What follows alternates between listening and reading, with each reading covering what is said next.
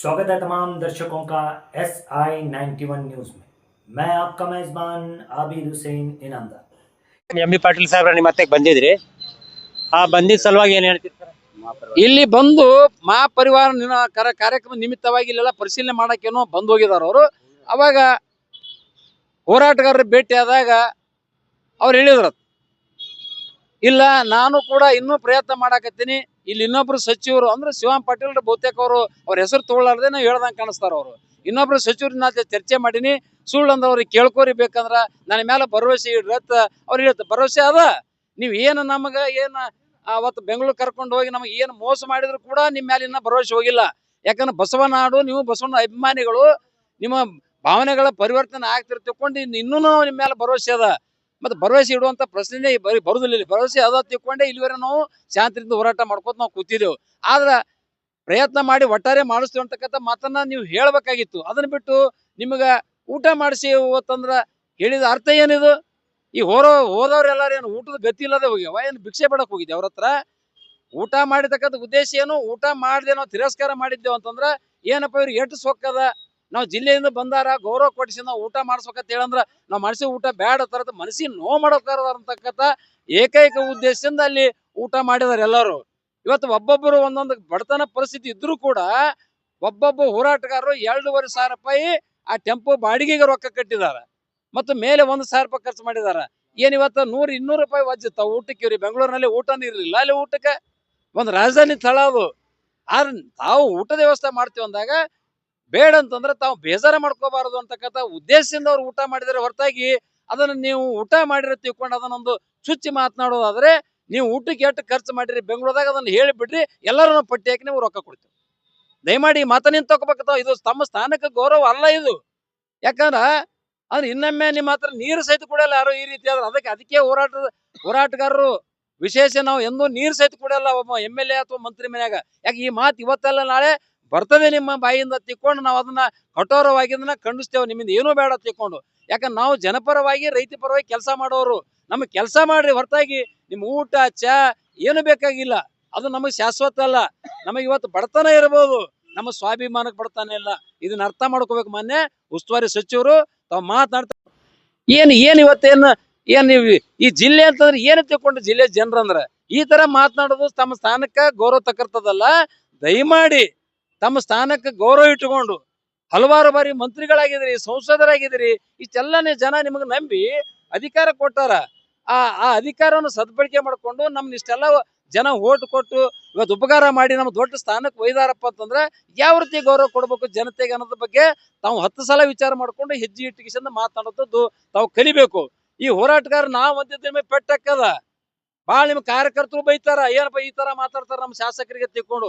ಆದ್ರೆ ಅವತ್ತು ನಮಗೆ ಅರ್ಧ ತಾಸು ನಿಂದಿರಿಸಿ ಇವತ್ತು 150 ಕುರ್ಚಿದ್ರು ಮುಖ್ಯಮಂತ್ರಿ ಚೇಂಬರ್ನಾಗ ಕೂಡ್ರಿ ಅಂತಕ್ಕಂಥ ಸೌಜನ್ಯ ಬರಲಿಲ್ಲ. ಅಂದ್ರೆ ಹೋರಾಟಗಾರ ಅಂತಂದ್ರೆ ಏನು? ಇವ್ರೇನ್ ಕಿಮ್ಮತ್ತಿಲ್ಲ? ಏನಿದೆ ಅರ್ಥ? ನೀವೆಲ್ಲ ಸುದ್ದಿ ಕೆಲಸ ಮಾಡ್ತೀರಿ, ನಾವ್ಯಾಕೆ ಹೋರಾಟ ಮಾಡ್ತಿದ್ದೇವ್ರಿ? ಮನಿ ಪರಿ ಬಿಟ್ಟು ಎಲ್ಲ ಬಿಟ್ಟು 1,000 ರೂಪಾಯಿ ಖರ್ಚು ಮಾಡಿ ಇಲ್ಲಿ ಚಳಿ ಅನ್ನೋದೇ ಇವತ್ತು ಪೆಂಡಾಲ್ ಹಾಕೊಂಡು ಎಲ್ಲರಿಗೂ ಕೈಕಾಲು ಹಿಡ್ಕೊಂಡು ಪಟ್ಟಿ ಹಾಕಿ ನಾವ್ಯಾಕೆ ಮಾಡ್ತಿದ್ದೇವೆ? ಏನ್ ಹರ್ಕತ್ತಾಗಿತ್ತು ನಮಗ? ನಿಮ್ಮನ್ನ ಕೆಲಸ ಮಾಡ್ಲಕತ್ತೆ ನಿಮ್ಗೆ ಅಧಿಕಾರ ಕೊಟ್ಟಿದ್ದೆವು. ಮತ್ ಇಟ್ಟೆಲ್ಲ ನಾವು ಹೊಯ್ಕೊಂಡು ಕೇಸಿಂದ ಓಡೋದು ನಿಮ್ದೆಲ್ಲ ಏನ್ ಅವಶ್ಯಕತೆ ಅದ? ಹಂಗಾರ ಅದಕ್ಕೆ ನಾವು ರಾಜೀನಾಮೆ ಕೊಡ್ರಿ ಅಂತ ಹೇಳ್ತೇವೆ. ರಾಜೀನಾಮೆ ಕೊಡ್ರಪ್ಪ ಅಂದ್ರೆ ನಿಮ್ಗೆ ದೊಡ್ಡ ಪೆಟ್ಟು ಹಾಕದ, ನೋವು ಹಾಕದ. ಮತ್ ಕೆಲಸ ಮಾಡ್ಲಿಕ್ಕೆ ಬೇರೆ ನಾವು ಪ್ರಜಾಪ್ರಭುತ್ವ ವ್ಯವಸ್ಥೆ ಅದ. ನಿಮ್ಗೆ ಅಧಿಕಾರ ಕೊಟ್ಟದ್ದು ಅದಕ್ಕೆ ಕೆಲಸ ಮಾಡ್ರಪ್ಪ, ಜನಪರವಾಗಿ ನಿಮ್ಗೆ ಕೊಟ್ಟಿದ್ದೆವು. ಮತ್ತೆ ಕೆಲಸನೇ ಮಾಡ್ಲಿಕ್ಕಂದ್ರೆ ನಿಮ್ಗೆ ಗದ್ದ ತುಟ್ಟಿಡ್ರಿ ಕಿಶನ್ ರಮಸುನ ನಿಮ್ಗ ಬೇಯಬೇಕಾಗ್ತದ ಅನಿವಾರ್ಯ. ಅದು ನಿಮ್ಗೆ ದೊಡ್ಡ ಪೆಟ್ಟು ಹಾಕದ. ಅವೆಲ್ಲ ಬಿಡ್ರಿ. ಜನರು ಕೊಟ್ಟಂತ ಅಧಿಕಾರವನ್ನ ಸರಿಪಡಿಸ್ಕೊಂಡು ಕೆಲಸ ಮಾಡಿದ್ರ ನೀವು ಬಾರಿ ಕಾಲಲ್ಲ, ನೀವು ಸಾಹಿತ್ಯನ ನೀವೇ ಅಧಿಕಾರದಾಗಿರ್ರಿ. ನಾವ್ ಯಾರು MLA ರಾಜಕಾರಣ ಯಾರು ಮಾಡಂಗಿಲ್ಲ.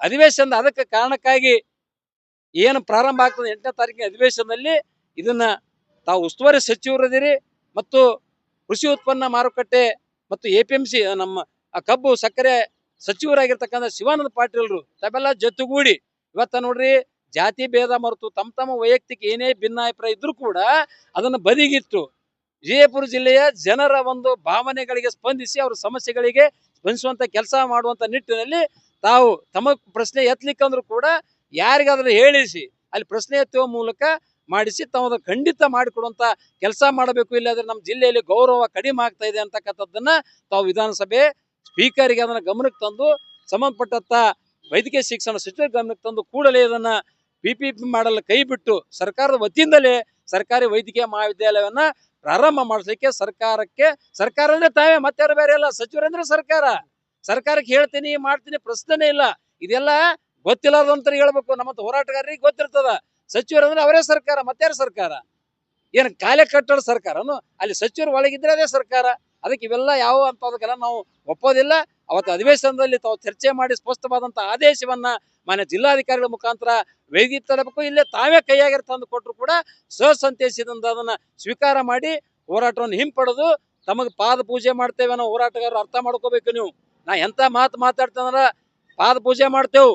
ಯಾಕಂದ್ರೆ ಇಡೀ ಐತಿಹಾಸಿಕ ಇದು ಒಂದು ಹೋರಾಟ. ಇದು ಜಿಲ್ಲೆಯಲ್ಲಿ ಇದು ಸುವರ್ಣಾಕ್ಷರಗಳಿಂದ ಬರೆದಿರ್ತಕ್ಕಂಥದ್ದು. ತಮ್ಮದು ಇತಿಹಾಸ, ಈ ಭೂಮಿ ಸೂರ್ಯಚಂದ್ರ ಇರುವವರೆಗೂ ಕೂಡ ತಮ್ಮ ಹೆಸರು ಉಳಿತದ. ಇದನ್ನ ಯಾಕೆ ಮಾಡಬಾರ್ದು? ಸಚಿವರಾಗಿ ಹೆಸರು ಮುಖ್ಯದ, ಅಧಿಕಾರ ಮುಖ್ಯ ಅಲ್ಲ. 5 ವರ್ಷ ಇರ್ತದ, ಅಧಿಕಾರ ಹೊಕ್ಕದ. ನೀವು ಕೆಲಸ ಮಾಡೋದ್ರ ಮೇಲಿಂದ ನಿಮ್ಮ ಜನ ಓಟ್ ಹಾಕ್ತಾರೆ, ಮತ್ತೆ MLA ಮಂತ್ರಿ ಹಾಕಿರಿ. ಅದನ್ನು ಉಳಿಸುವರಿ. ದಯಮಾಡಿ ತಮಗ ನಾನು ಮಾಧ್ಯಮದ ಮೂಲಕ ಇನ್ನೊಮ್ಮೆ ತಮಗೆ ವಿನಂತಿ ಮಾಡ್ಕೋತೇನೆ. ನಮ್ಮ ಹೋರಾಟಗಾರರು ನಮಗ ನೋವಾಗ್ತದ. ಇವತ್ತು 80ನೇ ದಿನ ಚಳಿಗಾಲ, ಎಲ್ಲ ಸಂಸಾರ ಬದಿಗಿಟ್ಟು ಇಷ್ಟೆಲ್ಲ ಮಾಡ್ಬೇಕಂದ್ರೆ ಸಾಮಾನ್ಯ ಅಲ್ಲ. ನೀವು ಕೂಡ ಒಂದ್ಸಲ ಕೂತು ನೋಡ್ರಿ, 2 ದಿನ ಕೂಡ್ರಿ, ನಿಮ್ಗೆ ಹಣೆ ಬರ ಗೊತ್ತಾಕಂದ್ರೆ ಹೆಂಗ್ ಹೋರಾಟದ ಅನ್ನೋದು. ಮತ್ ನಮ್ಗೆ ಹೋರಾಟಗಾರ ನೋವಾಗಂಗಿಲ್ಲ. ಹೋರಾಟಗಾರ ಸಹನೆ ತಾಳ್ಮೆ ಪರೀಕ್ಷೆ ಮಾಡೋದು ಇದು ನಿಮ್ಗೆ ಸಲ್ತದ ಹೆಂಗೋ? ಇದನ್ನ ತಾವು ಆಲೋಚನೆ ಮಾಡ್ಬೇಕು. ಬರೇ ಬೈದದ್ದು ಅಷ್ಟೇ ನಿಮಗೆ ಪೆಟ್ಟಾಕದ, ನಮಗೇನು ನೋವಾಗ್ಯದ, ಜೀವನ ಹಾಳಾಗ್ತದ ಬಗ್ಗೆ ತಾವು ಅರ್ಥ ಮಾಡ್ಕೋಬಾರ್ದೆ. ಅದಕ್ಕೆ ದಯಮಾಡಿ ತಾವು ಯಾವುದೇ ವಿಷಯವನ್ನ ತಾವು ಕೂಡ ಮನಸ್ಸಿಗೆ ಹಚ್ಕೋಬಾರ್ದು. ಯಾಕಂದ್ರೆ ನಿಮ್ಗೆ ಅಧಿಕಾರ ಕೊಟ್ಟಿದ್ದೇವೆ, ನಿಮ್ಗೆ ಹುದ್ದೆಗೆ ಬೈದೇವೆ ಹೊರತ ನಿಮ್ ವೈಯಕ್ತಿಕ ನಾವು ಯಾವುದು ಬೈದಿಲ್ಲ, ನಿಮ್ಮ ಕುಟುಂಬಸ್ಥರು ನಾವು ಮಾತನಾಡಿಲ್ಲ. ಅದಕ್ಕೆ ಕೂಡಲೇ ಏನ್ ಬರ್ತಕ್ಕಂಥ ಅಧಿವೇಶನದಲ್ಲಿ ಇದು ಬಹಳ ಗಂಭೀರವಾಗಿ ಚರ್ಚೆ ಮಾಡಿ ಕೂಡಲೇ ಇದನ್ನ ಸರ್ಕಾರಿ ವೈದ್ಯಕೀಯ ಮಹಾವಿದ್ಯಾಲಯವನ್ನ ಸರ್ಕಾರದ ವತಿಯಿಂದ ಏನೋ ನಡೆಸ್ತೀವಿ ಅಂತಕ್ಕಂಥ ಸ್ಪಷ್ಟ ಆದೇಶವನ್ನು ಕೊಟ್ಟಾಗ ಮಾತ್ರ ಈ ಹೋರಾಟ ಶಾಂತಿ ಆಗ್ತದೆ. ಇಲ್ಲದೆ ಇದ್ರೆ ಇದು ಕ್ರಾಂತಿ ಆಗೋದು ಗಚ್ಚಿ ನಾವು ಪ್ರಾಣ ತ್ಯಾಗಕ್ಕೂ ಕೂಡ ಸಿದ್ಧರಿದ್ದೇವೆ ಅಂತಕ್ಕ ಮಾತನ್ನ ಮತ್ತೊಮ್ಮೆ ತಮ್ಮ ಗಮನಕ್ಕೆ ತರಪಡಿಸ್ತದೆ. ಅರವಿಂದ್ ಕುಲಕರ್ಣಿ, ಅಖಂಡ ಕರ್ನಾಟಕ ರೈತ ಸಂಘದ ರಾಜ್ಯ ಪ್ರಧಾನ ಕಾರ್ಯದರ್ಶಿ.